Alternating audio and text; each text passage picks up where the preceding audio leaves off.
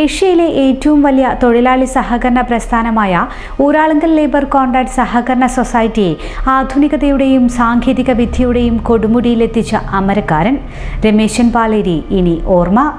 വാഗ്ഭടാനന്ദ ഗുരുദേവന്റെ ദർശനങ്ങളിൽ നിന്ന് ഊർജം ഉൾക്കൊണ്ട് രൂപീകരിച്ച സൊസൈറ്റിയുടെ സ്ഥാപക നേതാക്കളിലൊരാളായ പാലേരി ചാന്താമാന്റെ പേരമകനാണ് രമേശൻ പാലേരി.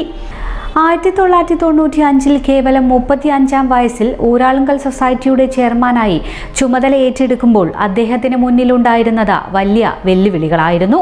എന്നാൽ നിശ്ചയദാർഢ്യവും കൃത്യമായ വീക്ഷണവും കൊണ്ട് അദ്ദേഹം സൊസൈറ്റിയുടെ ചരിത്രം തന്നെ തിരുത്തി കുറിച്ചു. വെറുമൊരു പ്രാദേശിക നിർമ്മാണ തൊഴിലാളി കൂട്ടായ്മയായിരുന്ന ഊരാളുങ്കലിനെ നിർമ്മാണ മേഖലയ്ക്ക് പുറമെ IT, ടൂറിസം, കൃഷി, വിദ്യാഭ്യാസം തുടങ്ങിയ മേഖലകളിലേക്ക് വൈവിധ്യവൽക്കരിച്ചത് രമേശൻ പാലേരിയുടെ ദീർഘവീക്ഷണമായിരുന്നു. മലബാറിലെ ആദ്യത്തെ IT സെസ്സായ UL cyber park, Iringal Sargaalaya craft village തുടങ്ങിയവ ഇതിന് ഉദാഹരണങ്ങളാണ്.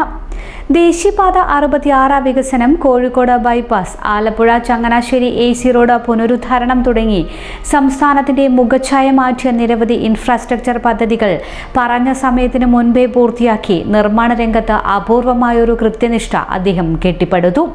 റോബർട്ട് ഓവൻ അവാർഡും NHAIയുടെ ബെസ്റ്റ് പെർഫോമർ അവാർഡും അടക്കം നിരവധി അന്താരാഷ്ട്ര ദേശീയ പുരസ്കാരങ്ങളാണ് അദ്ദേഹത്തെയും സൊസൈറ്റിയെയും തേടിയെത്തിയത്.